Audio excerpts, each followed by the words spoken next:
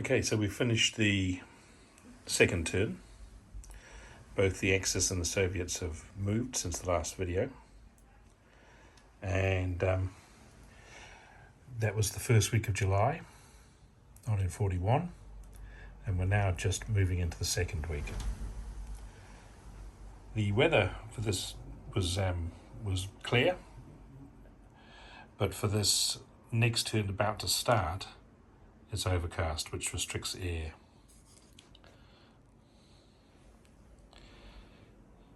Not a lot happened in terms of movement. Well, in terms of attacking, like combat.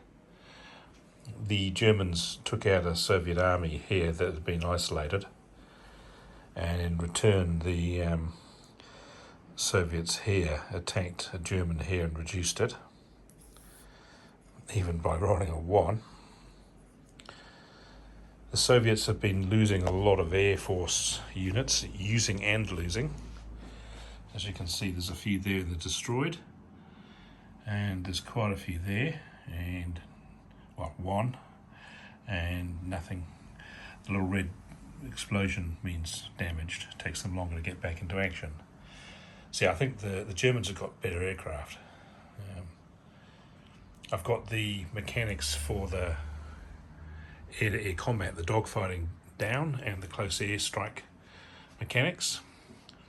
Again, I like them. They're nice and simple and abstract.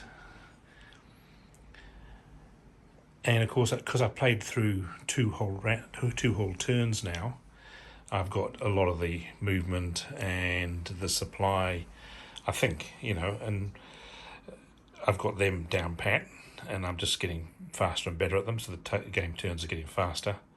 I'm still not sure about core remnants and exactly how that works, where you get forced to break down. But of course, because nothing really got attacked this turn, there wasn't a lot of opportunity to practice. So in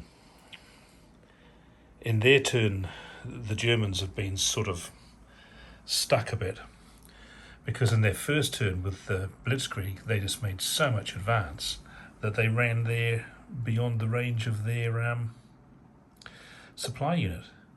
And although they've taken Lvov, they've got to wait 4 turns for it to become an effective supply centre. So there's still another 3 turns to go.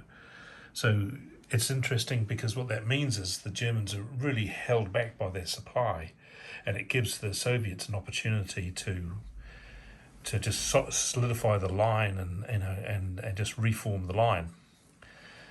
And the Soviets in this turn, the Germans didn't play any cards, but the Soviets played Emergency Mobilization, which gives them an extra 4 personnel points for free. Plus they can, because they've got like 100 and something personnel points, they can take the max of 10. So they're getting 14 personnel points, a couple of which they turned into improved defences, but most of which were used to put 4.54s on the board. So the Germans have really run ahead here. Now they're just really waiting. There's not a lot they can do. And the Soviets have built another HQ here, and that's going to be another 3 turns before that's effective. But that doesn't matter, because in defending you're okay, and they're mostly within 6 of Kiev or Odessa. But some Soviets are out of supply, and these guys here are probably going to end up getting cut off and isolated. But of course, quite a few of the Germans have also been out of supply, because they're more than 8 from that. That went back to balance to get the extra 8. I was going to use this Soviet supply centre here into attack mode, but attack mode, it's only got a range of 4, and I didn't really want to attack with these ones. So I'm enjoying just learning and discovering, and there might be mistakes I'm still making, but I'm enjoying learning and discovering, the flow, and especially the supply effects, and as well as the combat, of course, because the way that it flows affects obviously how you do your planning. And one mechanism is that at the start of your turn, whoever you are, and so the Axis are about to start, the first step is to go and investigate and see which Soviets are either isolated or out of supply. But what that means is that if the Soviet ones were put out of supply in the German last turn, then in their own turn they're still in supply, and it's not until the following German turn that they go out of supply, if you follow. So it's like a lagging effect, again, if I've got that right.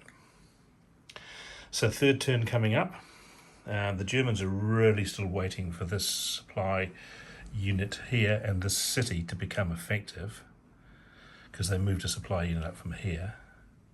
Because until they're effective, they can't go back to the focused combat, what's it called? Where they get the shift in their favour. And of course, with this next turn being not so good for air units, that's going to hinder them as well. So let's see what happens in turn 3.